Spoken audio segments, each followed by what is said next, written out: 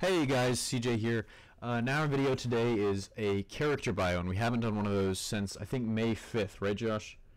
May 6th. May 6th, so not quite as bad, I guess. It's been a really long time, and I think a big part of that issue is the fact that a lot of research and work goes into these, and it's Josh that primarily does that research, so round of applause for him. But it takes a long time to collect the information, and for some of the character bios, we've actually got to go out and buy comics and stuff like that just to actually read up and get the most pertinent information, so we don't go around telling you lies, so you don't go around saying stuff and having people call you out on it. So we're just trying to make sure that we get you the information that you need, and it's a win-win situation for all of us. And so without further ado, let's jump right into it. The character bio for today is, of course, Matt Murdock, Daredevil. And to whoever asked for that in the comments, this is for you, and also for everybody that's just really hype about the Netflix show. So let's just get started with it. All right, Daredevil. He looks really cool in this title card, I think. I actually, he's a badass. He's a very gritty character. Ben Affleck, of course, the new Batman, referred to him once as sort of the Marvel Batman. And Ben Affleck is actually a huge Batman fan. And when he played Daredevil in 2003, he was like, man, this is the closest I'm going to get to Batman. And although it turned out to be a pretty subpar movie,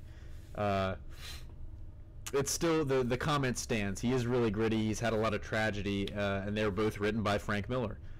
So let's just dive right into it, into the origin here. Matt Murdock, who of course Daredevil, was raised in Hell's Kitchen, New York by his father. And his father, Jonathan, was a heavyweight boxer battling Jack. And he of course wanted a better future for his son. And so he always pushed Matt to study hard. He didn't want him to get caught in the life that he himself had, and he didn't want him to struggle, so he pushed him to study hard, and that sort of alienated him from the kids that were his age, and they always called him antisocial and stuff like that. And they actually nicknamed him Daredevil, quote unquote, because he didn't really do anything. He just studied. He didn't go outside much. And to help with the bullying, he would train with his father's gear and get a little boxing in. And one day, Matt saw a blind man who was about to be hit by a truck, and Matt saved the man, which is really like his first heroic act. But the radioactive material that the truck was carrying, there was an issue with one of the cans. I think it fell and split open and sprayed him in the face, and it specifically hit him in the eyes, and it caused him to become blind. And of course, this probably just made matters worse. He became more antisocial because he really couldn't do much. And this radioactive material, which had caused his blindness, actually enhanced his other senses to superhuman levels, and they became so strong that he developed a sort of radar sense, which allows him to basically, it's sort of like how bats have radar. They hear sounds, they judge it, and so essentially he can reconstruct his surroundings based on sound. So it, in a way, allows him to see. And shortly after this accident, he actually meets a man named Stick, who has similar sense-based abilities. And Stick was a very strict mentor, but he did help him develop his new senses while also teaching him martial arts and acrobatics, which would become extremely useful when he later became Daredevil. Stick trained Matt for many years, and Jonathan started working for the Fixer, who was a sort of a crime lord.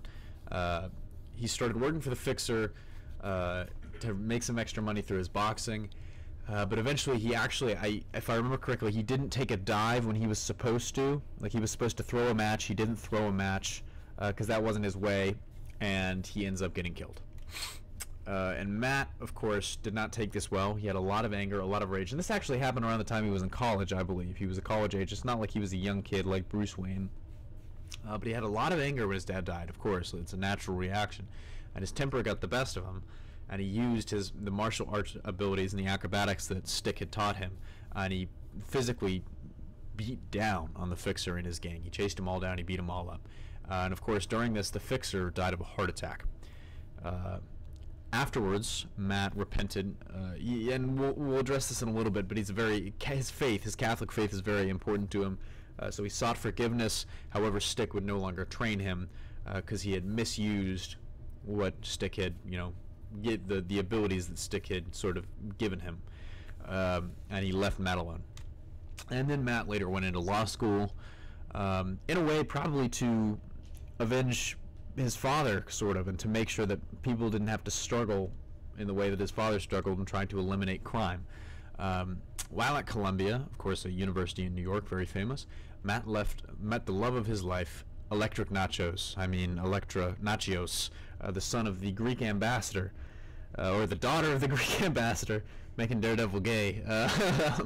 The daughter of it was the electric part that threw me off. The daughter of the Greek ambassador. Her father was later assassinated, I believe, and she fled to Japan, where she actually got some really cool ninja training of her own and became a really badass assassin until she was killed. And that sparks a whole other dark saga of Daredevil's life, which is basically just filled with pain, fear, loneliness, death. So essentially his life is just like Game of Thrones, just not actually medieval. But after he graduated with his law degree, he started his own law firm with his roommate Franklin Foggy, or aka Foggy Nelson. That's a very street name, isn't it? Foggy. It's like, no, nothing from the crowd here. It was around this time he started fighting crime as Daredevil, of course, patrolling his neighborhood of Hell's Kitchen. And of course, in Hell's Kitchen, he, like I said, patrolled the streets and cleaned up and took care of the criminals there, while Matt Murdock would fight the criminals in the courtroom. Daredevil, as he is a devout Catholic, also struggled with aspects of his faith, and he tried to balance, I guess, the evils of the world that he saw around him and the world that the scripture told him, that was around him, I suppose. And his dangerous lifestyle would give him the nickname the Man Without Fear, which is of course what we know him as. And I would actually like to see that be the subtitle for maybe the Daredevil series, is the Daredevil, the Man Without Fear, because that has become his most eponymous nickname. And now let's jump into his abilities. Daredevil has superhuman senses, which together produce a radar sense, essentially giving him sight, so he can just reconstruct the world around him by sound. He's also a master combatant, master acrobat, a incredible tracker, and he's also a great interrogator and detective, given his lawyer training. And Josh actually told me he was going to put like trained lawyer under abilities, but he didn't think it was really that useful. It wasn't necessary with the other stuff. He said it wasn't necessary with the other stuff. And now, before I talk about recommended reading, Daredevil's story doesn't end where our little bio has ended. This is just us introducing you to his background, pretty much, so that you can go read whatever's out right now and just know essentially where he came from. Daredevil's been through a lot in recent years. He's actually, come a long way. He's had basically anybody he's ever loved has pretty much died. And when I get to the recommended reading, I'll talk to you a little bit about that, because one of his girlfriends just does some just messed up stuff. Pretty much all of his girlfriends do messed up stuff. But Daredevil really is like Marvel's Batman. I don't know how else to put it. Anyways, let's jump right into the recommended reading. And Daredevil Man Without Fear is, of course, the definitive origin story written by Frank Miller and illustrated by John Romita Jr. He gets a lot of crap nowadays, but this is a fantastic book. And like I said, really, its claim to fame is that it really imbues the Daredevil with really this darkness. And as Comic Vine has an interesting quote on it that is extremely, factual and accurate. Really, with his origin, Daredevil should probably be a villain.